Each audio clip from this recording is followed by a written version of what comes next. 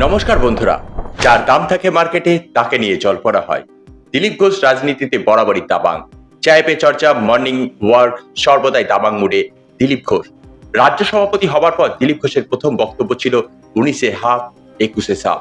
সেই বক্তব্য আবার যেন মনে করিয়ে দিলেন, কিন্তু অন্যরকম ভাবে। 19-এ হাফ 21-এ যতটুকুনি সাফ হয়নি 26-এ সাফ করবেন। বিজেপি রাজ্য সভাপতির সঙ্গে দেখা করার পর দাবাং মুডে দিলীপ ঘোষ। তবে জল্পনা উস্কে রাখলেন 21 তারিখ পর্যন্ত অপেক্ষা করতে হবে। তাহলে কোন মঞ্চে দেখা যাবে দিলীপ ঘোষকে? 21-এ তৃণমূলের মঞ্চে নাকি বিজেপির অন্য কোনো মঞ্চে? কারণ রাজ্য সভাপতি ঘোষণার মঞ্চে দেখা যায়নি দিলীপ ঘোষকে। পাশাপাশি বিভিন্ন জল্পনা জিয়ে রেখেছেন তিনি। 2026 সালে বিধানসভা নির্বাচনের আগে তার রাজনৈতিক অবস্থান কি হবে তাই নিয়ে গত কয়েকদিন জোর জল্পনা চলছিল। আগামী 21শে জুলাই সমাবেশে তিনি তৃণমূলে যোগ দিতে পারেন বলেও জল্পনা শুরু হয়েছিল। এমনকি তিনি জানিয়েছিলেন 21 তারিখে কোনো না কোনো মঞ্চে দেখা যাবে তাকে। মঙ্গলবার বিজেপির রাজ্য সভাপতি শ্রমিক ভট্টাচার্যের সঙ্গে দেখা করেও জল্পনা জিয়ে রাখলেন। 21 তারিখ পর্যন্ত অপেক্ষা করতে হবে, সেই জল্পনা আরো উস্কে দিলেন দিলীপ ঘোষ স্বয়ং নিজেই। আমি কোনো জল্পনার অবসান করতে আসিনি, 21 তারিখ আসুক না, একটু ধৈর্য ধরুন, এতদিন ধৈর্য ধরেছেন। তবে রাজ্যের বিজেপির নতুন সভাপতি শ্রমিক ভট্টাচার্যের বরাবরই ভরসা ছিল দিলীপ ঘোষের প্রতি। তিনি জানিয়েছিলেন সেলেবেল নয় দিলীপ ঘোষ। শেষ পর্যন্ত মঙ্গলবার বিকেলে নিজের রাজনৈতিক ভবিষ্যৎ কি হতে চলেছে তা অনেকটাই স্পষ্ট করে দিলেন দিলীপ ঘোষ বিজেপি নেতা। মঙ্গলবার দলের নতুন রাজ্য সভাপতি শ্রমিক ভট্টাচার্যের ডাকে বিজেপির শর্টলেগের দপ্তরে হাজির হন দিলীপ ঘোষ। শ্রমিক ভট্টাচার্যের সঙ্গে সাক্ষাতের পর দিলীপ ঘোষ স্পষ্ট করে দেন তিনি বিজেপিতেই থাকছেন। এছাড়াও সাংবাদিক সম্মেলনে বেশ কিছু কথা তিনি স্থির করে দেন আগামী দিনে কি করতে চলেছেন। প্রাথমিক পর্যায়ে বিজেপির নতুন রাজ্য সভাপতি শ্রমিক ভট্টাচার্যের সঙ্গে দেখা করার পর কিছুটা হলেও জল্পনাতে জল ঢেলেছেন। তিনি বিজেপিতেই আছেন বটে, তবে 21শে জুলাই কি হবে সেটা 21শে জুলাই বোঝা যাবে। তবে দল যে দায়িত্ব দেবে তিনি সেই দায়িত্বেই কাজ করবেন। এছাড়াও তিনি তার পুরনো বক্তব্যে শান দিয়ে অস্পষ্ট ভাষায় জানিয়ে দেন 19-এ হাফ 21-এ সাফ। 21-এ যেটুকুনি বেঁচে গিয়েছে 26-এ সাফ করে দেবেন।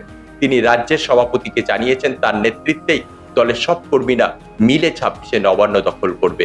19 সালে 19-এ হাফ 21-এ সাফ, 21-এ সাফ হয়নি, যেটুকু বেঁচে গেছে 26-এ সাফ। প্রসঙ্গত বেশ কয়েক মাস ধরে দিলীপ ঘোষের সঙ্গে বিজেপির দূরত্ব বেড়েছে। তবে তিনি এই বিষয়ে বিভিন্ন জায়গায় বিভিন্ন রকম মন্তব্য করেছেন। যেহেতু তিনি দলের কোনো পদে নেই, তাই দলের সমস্ত কর্মসূচিতে তার উপস্থিতির প্রয়োজন নেই। তবে দলের কর্মসূচিতে উপস্থিত না থাকলেই যে দূরত্ব বাড়ে তা কিন্তু নয়, সেটা তিনি বহুবার স্পষ্টভাবে জানিয়ে দিয়েছেন। অপরদিকে নিজের কায়দাতেই দিলীপ ঘোষের বক্তব্য, যার দাম আছে তাকে নিয়ে মার্কেটে জল্পনা হয়। দিলীপ ঘোষের দাম আছে তাই তাকে নিয়ে আলোচনা হয়। যার দাম জিরো সে রাস্তায় পড়ে থাকে। দাম যার থাকে মার্কেটে না, তাকে নিয়ে জল্পনা হয়। দাম নেই, তাদের কিনবে কে? রাস্তায় পড়ে আছে। দিলীপ ঘোষের দাম আছে, দিলীপ ঘোষের দাম থাকবে, কারণ দিলীপ ঘোষের মধ্যে কোনো ভেজাল নেই। তবে রাজনৈতিকবিদদের মতে দিলীপ ঘোষ আরএসএস থেকে উঠে আসা নেতা, তার মতো নেতা তৃণমূলে যোগদান করতেই পারে না। দিলীপ ঘোষ আরো জানিয়েছেন তৃণমূলকে উৎখাত করবেন তিনি। সুতরাং এই জায়গা থেকে কোথাও যেন মনে হয় তৃণমূলে যোগদান তা অসম্ভব। বরং হয়তো উত্তরকন্যা অভিযানে দেখা যেতে পারে দিলীপ ঘোষকে। তবে এখনো পর্যন্ত উত্তরকন্যা অভিযানে কোনো পুলিশি পারমিশন পাওয়া যায়নি বিজেপির রাজ্য সভাপতির দাবি আগামী 15 দিনের মধ্যে ঐক্যবদ্ধ হবে বিজেপি। তাহলে 21 তারিখে কি হতে চলেছে? কেন 21 তারিখের জল্পনা জিয়ে রাখলেন? বিভিন্ন মহল থেকে শোনা যাচ্ছে 21 তারিখ তিনি নাকি মেদিনীপুরে কোনো একটি বড় অনুষ্ঠান করতে চলেছেন। হয়তো সেখানে তার নিজস্ব দাবাং চেহারা আবারও রাজ্য বিজেপির সামনে দেখাতে চলেছেন। যেহেতু বিজেপি থেকে তাকে দীর্ঘদিন ধরে একটা কোণাঠাসা করার পরিকল্পনা বা করা হচ্ছে, সেই জায়গায় দাঁড়িয়ে হয়তো এই সভা খুব গুরুত্বপূর্ণ তার জন্য। হয়তো তিনি দেখাতে চাইছেন দিলীপ ঘোষ ফেলে দেওয়ার পাত্র নয়। মনে রাখবেন 2021 এবং 2019 সালে বিজেপির দিলীপ ঘোষের নেতৃত্বেই কিন্তু ভালো ফল করেছিল।